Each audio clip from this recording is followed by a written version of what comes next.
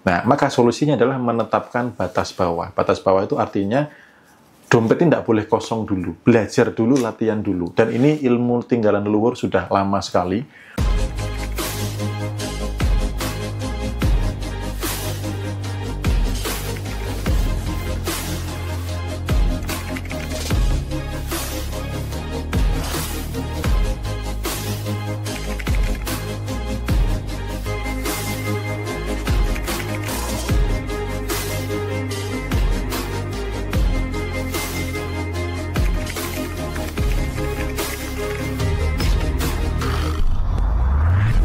Nah, untuk memutus servo kantong kosong ini, Mas Bimo itu kan sarankan nih di e-book ya, yang namanya ada batas bawah. Bisa dijelasin Mas, batas bawah ini seperti apa? Ya, batas bawah ini ilmu keren sekali. Saya belajar dari Mas Arif Herha juga, salah satu guru vibrasi saya. Thank you Mas Arif Herha kalau nanti sampai di sana ya. Karena benar-benar mengubah hidup saya juga gitu loh. Dan saya dulu di awal juga babak belur mempraktekkan batas bawah gitu. Dan ini sebenarnya sudah ilmu tinggalan leluhur zaman dulu gitu loh. Nah, sebelum solusi batas bawah, ini kan resep nih. Penyebabnya apa sih? Ini penyebabnya dari kebiasaan, habit, kantong itu kosong, dibiarin terus-menerus. Jadi dompet kosong nggak apa-apalah kosong gitu loh. Nah, ini kalau jadi kebiasaan, tindakan berulang-ulang, kebiasaan ini jadi servo mekanisme semesta. Ada mekanisme semesta yang, oh memang orang ini dompetnya harus selalu kosong sebelum akhir bulan misalkan. Sehingga dibuatlah ada sistem mekanisme otomatis yang membuat itu kosong. Kayak gitu. Ya. Resepnya apa? Resepnya adalah bagaimana mengkondisikan uang atau dompet tidak boleh kosong. Ini berlaku di dompet, nanti juga berlaku di rekening. Apalagi dulu saya kerja di salah satu perusahaan yang apa? Yang rekeningnya tuh bisa dikuras sampai habis, sampai nol. Bahkan sebelum gajian, saya pernah ngecek tuh minus. Kenapa minus? Karena sudah kepotong biaya bulanan admin dulu, tapi gaji belum masuk gitu. Ya itu udah terbiasa tuh, tiap bulan itu terbiasa kosong secara saldo rekening, dan dompet juga terbiasa kosong. Nah, maka solusinya adalah menetapkan batas bawah. Batas bawah itu artinya dompetnya tidak boleh kosong dulu. Belajar dulu, latihan dulu. Dan ini ilmu tinggalan leluhur sudah lama sekali. Contohnya, simbah-simbah dulu bilang, lumbung padi jangan sampai kosong. Itu tidak boleh kosong. Karena apa? Supaya mekanisme semesta mengenali bahwa lumbung padi, batas minimalnya berapa. Ketika batas bawah ini dikenali semesta, misal nih batas bawahnya adalah 1 kilo misal gitu ya. Ketika stok yang awalnya 10 kilo turun menjadi 8, 9, 7, 6, kemudian hampir menyentuh 1, maka akan ada mekanisme semesta yang membuat beras ini masuk. Sama kayak perokok tadi. Rokok habis nih, pas mau habis gitu ya, atau pas habis, karena dia dikenali semesta harus ngerokok, padahal belum gajian, ada cara yang membuat dia bisa ngerokok. Entah tiba-tiba teman lama datang ngasih rokok, entah disuruh ngecat rumah tetangga dikasih upah rokok, selalu ada mekanisme gitu. Nah, karena apa? Batas bawah Anda sudah dikenali. Nah, batas bawah ini bisa ditetapkan di mana? Di dompet. Gitu. Batas bawahnya itu ditetapkan di dompet. Nah, nanti biasakan aja teman-teman batas bawah nominalnya berapa ya yang oke ya gitu. Batas bawah berapa yang oke, yang ideal. Nah, tinggal disesuaikan aja. Kalau teman-teman yang terbiasa masih kosong, bisa mulai dari nominal-nominal yang kecil. Gitu. Dulu saya awalnya mulainya dari 50.000. Saya mempertahankan di dompet harus ada uang 50.000. Itu babak belur. Sebulan, 2 bulan, 3 bulan bisa ndak berhasil. Karena terbiasa kosong teman-teman. Jadi kebayang ya, mempertahankan di dompet ada saldo 50.000, itu perjuangannya luar biasa. Inilah yang namanya perjuangan mengubah servo ya. Gitu. Nah, setelah bisa, saya tambah tuh 50.000 jadi 100. Tapi jangan diselempit-selempitin ya teman-teman ya. Karena saya dulu juga gitu, suka nyelempitin uang di ruang sini gitu. Tapi itu enggak bagus, enggak oke gitu loh, enggak berhasil. Justru uang itu saya kasih kelihatan.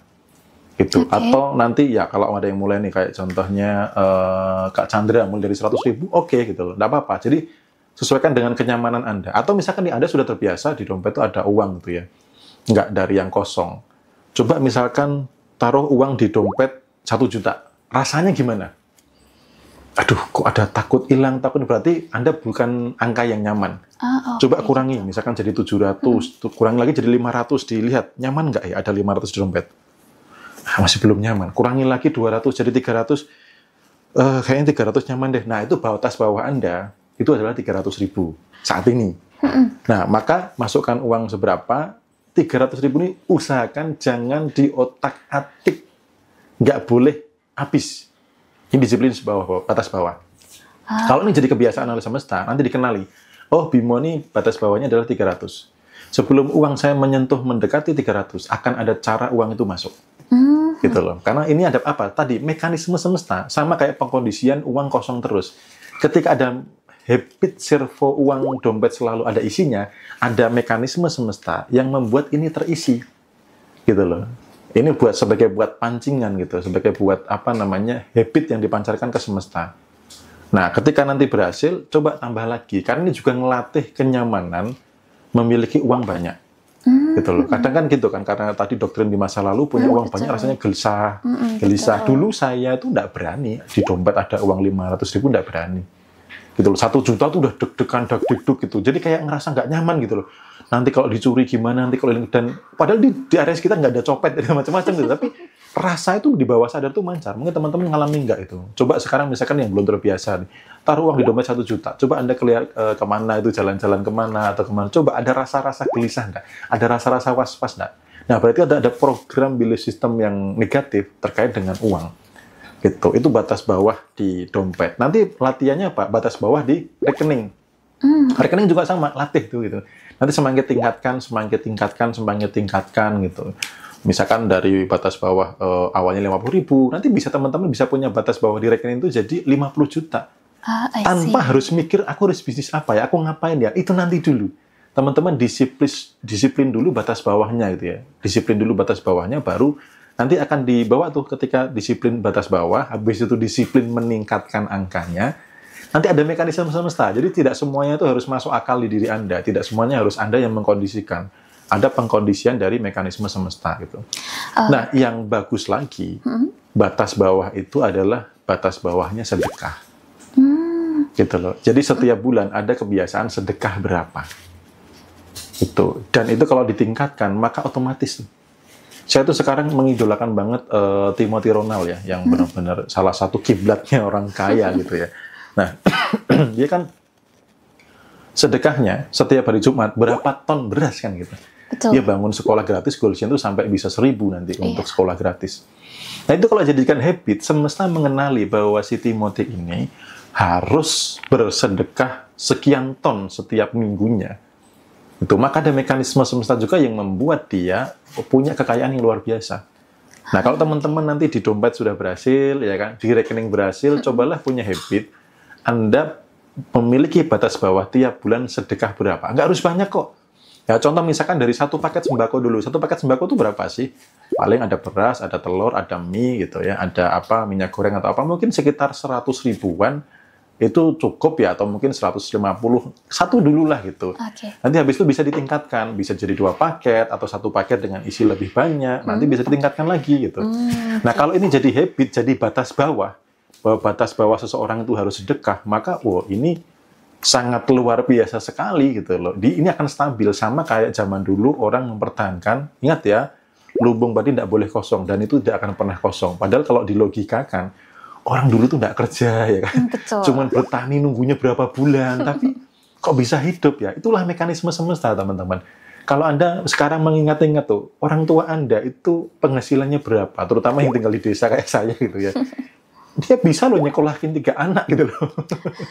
SPP-nya bisa, ngasih makan bisa. Padahal uangnya masuk tuh kalau di kalkulator tuh nggak bisa, rusak kalkulator manusia. Tapi itulah mekanisme semesta. Maka kita perlu menyadari ketika kita memberikan sebuah habit, ya, kebiasaan, dikenali semesta, pasti ada campur tangan mekanisme semesta yang mewujudkan itu, yang membentuk itu gitu. Oke, jadi kalau misalnya batas bawahnya ini 1 juta, sebelum nyampai ke 1 juta uangnya habis itu akan ada cara uang gitu. itu masuk. Oke. Jadi uang itu terus ada, lama-lama kita akan merasa aman, vibrasi berubah, dan alam pun mulai menarik uang lebih banyak ya Mas Bimo? Betul, ya dari sisi rasanya, akhirnya ketika mempertahankan isi dompet, sebenarnya goalsnya apa sih? Satu, batas bawah itu kan dikenali semesta. Goals yang kedua, rasa nih loh. Rasa kebiasaan. Contoh nih, teman-teman buka dompet sekarang ya, dimanapun Anda berada, yang punya dompet, coba dibuka. Ini untungnya tanggal muda ya, harusnya kita podcast tanggal 2 ya. Ketika Anda buka, gitu kan, kalau ada duitnya, rasanya gimana? Ah, masih punya duit. Yes. Atau, wah duitku banyak.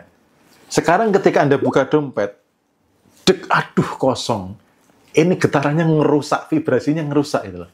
Oke. Setiap buka dompet, aduh, orang bawa pedang gitu kan, serem gitu. Atau kalau teman-teman ngamatin ekspresi uang gitu kan, kan uang tuh makin gede makin senyum kan, makin kecil makin cemberut. Aduh, kok seram banget sih mukanya gitu. Kok judes banget sih gitu. Kalau isi dompetnya tuh orang-orang judes kan berarti kan dikit nih gitu.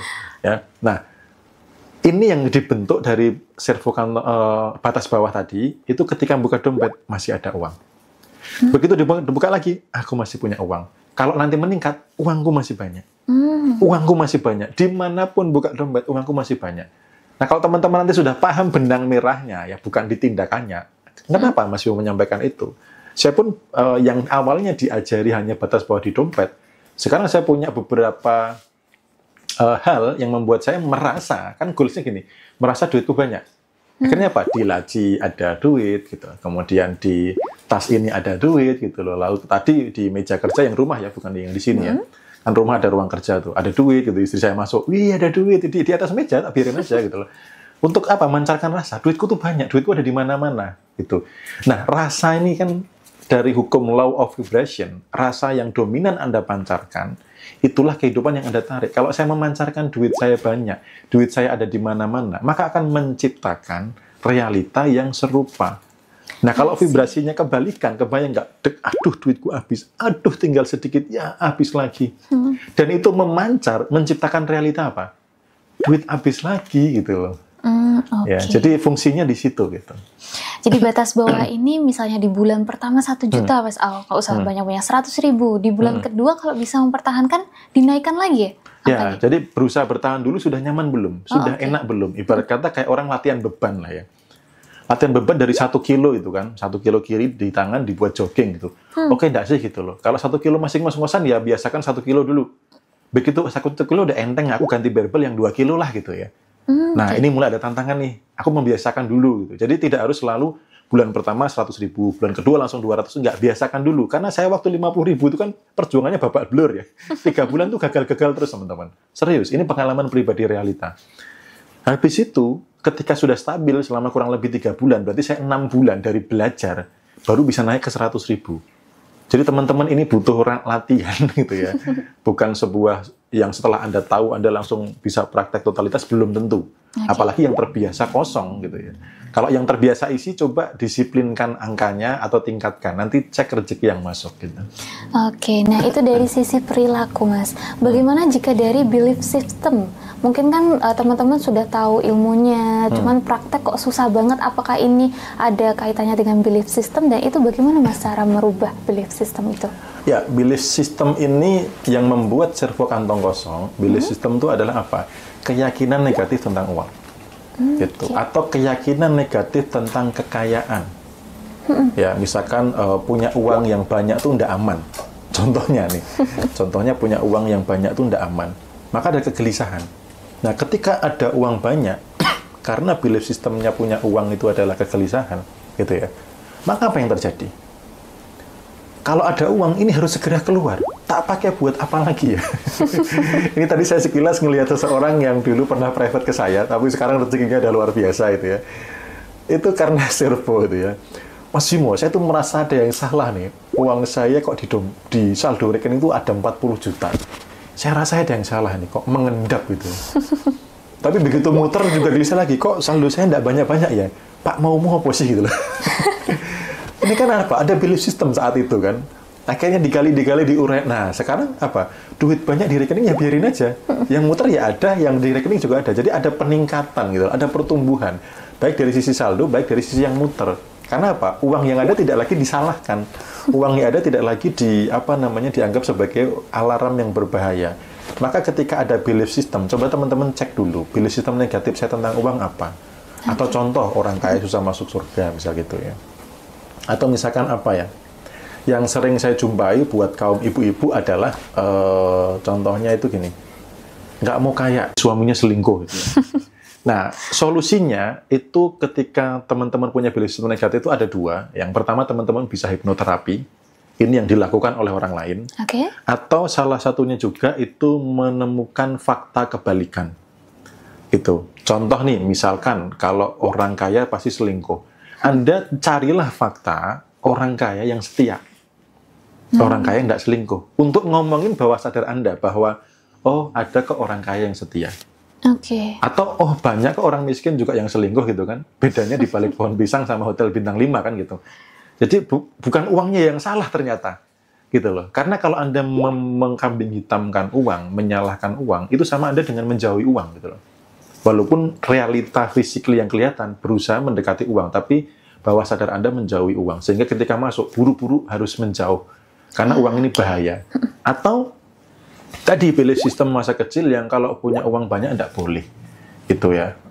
Itu ada risiko bahaya gitu ya, nanti diculik lah, nanti dicuri, nanti hilang gitu.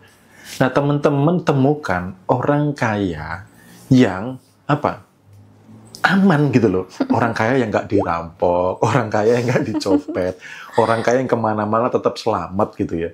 Kadang-kadang belief system ini kan mungkin karena dampak dari nonton berita yang negatif gitu ya, dan sebagainya gitu. Akhirnya apa, ada fakta negatif. Nah teman-teman cari fakta kebalikan. Ya, jadi kalau belief system yang tidak dihipnoterapi, Anda tidak ada mungkin budget untuk hipnoterapi atau pengen nyoba yang sendiri dulu, itu cari fakta kebalikan. Keyakinan yang negatif tentang uang, cari fakta kebalikannya. Gitu ya, tadi contoh gitu ya. Misalkan apalagi ya contoh belief system negatif tentang uang gitu ya. Misalkan uang akar dari kejahatan gitu ya. Nah, itu kan ini kan belief system negatif nih. Nah, Anda carilah orang yang kaya tapi tetap baik, kaya tetap baik, tetap sedekah gitu loh. Atau orang kaya itu sombong gitu ya. Anda carilah orang kaya yang tetap rendah hati, orang kaya yang tidak merendahkan orang lain. Cari fakta kebalikan. Jadi kalau Anda punya belief system negatif tentang uang, teman-teman cari di masa lalu ada belief system negatif tentang uang. Solusinya ada dua. Yang pertama bisa dilakukan dengan hipnoterapi, pembenahan belief system di bawah sadar, atau mencari fakta kebalikan, ngomongin bawah sadar. Oh, itu loh, lihat. Orang kaya tetap baik hati, rendah hati, orang kaya tetap aman, kemana-mana selamat, ya kan? Dan orang kaya tetap setia. Nah, itu carilah yang bisa Anda lihat betul, sambil ngomongin bawah sadar. Otomatis belief system yang lama tadi diperbarui dengan keyakinan baru. Oke, jadi kalau mau ada orang ketiga, maksudnya ada pihak ketiga untuk ikut menyelesaikan servokantok, bisa pakai hipnoterapi ya, Mas? Ya, salah satunya bisa pakai hipnoterapi. Jadi ada pembenahan, pemaknaan ulang, bendahara keyakinan negatif di bawah sadar. Karena itu kan adanya di bawah sadar. Oke, jadi kalau mau sendiri, cari bukti kebalikan ya? Bukti kebalikan atau fakta kebalikan. Ternyata pemahaman saya salah kok, ternyata ada juga kok gitu orang kaya yang baik, yang setia, yang rendah hati itu. Itu pada saat kondisi sedang banyak utang atau minus, selalu ada yang bisa disyukuri kok. Jadi memancarkan rasa kelimpahan itu dengan salah satunya paling gampang tuh syukur.